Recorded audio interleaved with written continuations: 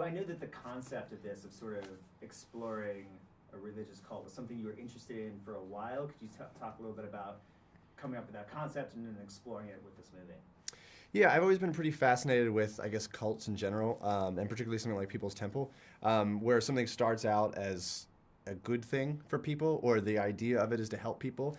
And I think that in movies, particularly horror movies, cults are always portrayed as like the villains, and like understandably so, because oftentimes bad things happen with cults. But I always thought like nobody joins a cult; you just end up being in one. So for me, it was always interesting to see like, well, how would someone end up being in something like this, and how would you understand that? And once you understand that, then the manipulation is much scarier, and that as a filmmaker is what's always been sort of interesting me about cults in general, is that it's manipulation of desperate people, and that is something that's relevant to everybody and relatable to everybody, and that's very scary. Amy, did you do any research or talk to anyone to sort of be able to get inside the head of your character and sympathize and understand why she would be involved in something like this?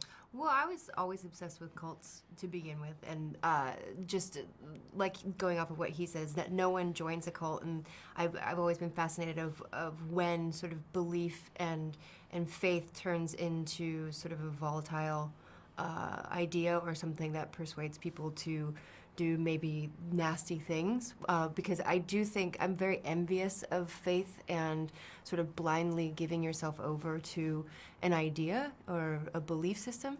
And so I think that that's really gorgeous, and who doesn't want that? I mean, that's a really gorgeous idea, and so therefore I'm sort of fascinated by that to begin with, and so I already had, I guess, inadvertently done the work Right. to that point. Yeah.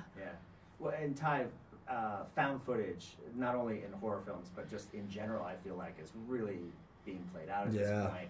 But you found a really fresh and innovative way to utilize it in the storyline of the film. Can you talk about the challenges of doing that? Well, it's weird. It sounds like semantics, but I just never really thought of it as found footage, Right. even though it's easy to describe the movie that way because people will then understand that like a camera is part of the movie, and that's helpful for audiences. But I always thought of it as we were making like a fake documentary. So like people don't call Christopher Guest movies found footage movies. Right. They call them mockumentaries. But if you call this a mockumentary, it's like wildly insensitive, so you can't do that. So there isn't quite a term for it, which for me makes the movie interesting, but for like selling a movie makes it more complicated. But I always just thought, okay, well these characters they make documentaries for a living. So that also freed me up as a filmmaker it doesn't have to be every shot is someone like dropping the camera and it accidentally recorded something. It's like, no, these people, this is what they do for a living. And I wanted to incorporate a real media brand. I wanted to use a real event for the framework for the movie and a real media brand to tell that story. And so those things just kind of coalesced. And, challenge-wise, it's no different. You just sort of, it's always that way from the beginning, so it's just like, well, this is how we do this. There's a lot of long takes in it, and there's a lot of stuff that I would operate the camera, or Joe Swanberg would operate the camera, and we would pass it off, and there was like a lot of complicated staging of things. But, every movie, whether it's traditionally shot or documentary-style shot, it's a challenge that you sort of like, in prep, already figure out, and then when you get there, it's just what you're doing. So it wasn't a big deal. Yeah, and finally, I just got to ask you about Gene Jones, because he's incredible in this, casting him and then working with him as an actress. Gene is amazing, and we're so fortunate to have found Gene in the most unlikely of ways. I didn't know who I was going to cast for the movie, and I was watching an episode of Louis C.K.'s show, and Gene plays a pharmacist in one episode. He just has a couple lines, and this old woman is like sort of asking these questions, and Louis is waiting behind her, and Gene isn't paying attention, and then he eventually turns to the woman, and he's like, "Have you had a bowel movement today? Was it soft?" And she gets all embarrassed, and when she eventually leaves, it's Louis' turn, and that's it. And I truly saw that and was like, that's the guy. And so we tracked him down, and he did an audition that Gene likes to say was terrible, which obviously is untrue because you've seen the movie.